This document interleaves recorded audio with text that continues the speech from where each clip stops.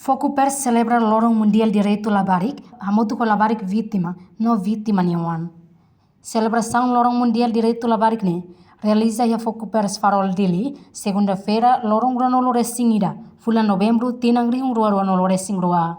Diretora Executivo Focupers, Maria Fátima Pereira Guterres, Russo atu colabora hamotu ko registro notariado, Ministério Justiça, hodifo certidão moris, balabarik sira ia uma mahon Focupers.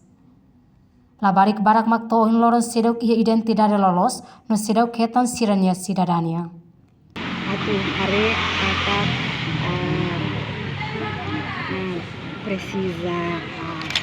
precisa tebes na ngulung sirania atenção atu fo identidade baliha itania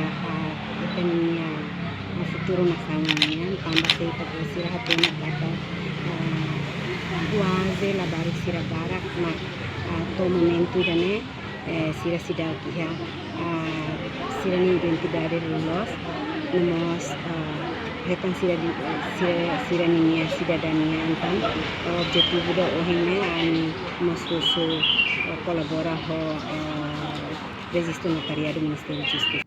Entretanto, total labarik deficiente ia uma mahon Focupers, nebesimo resisto moris, husi Focupers samotu crua nolo Lima. Reportagem equipa cobertura televisão Timor Post.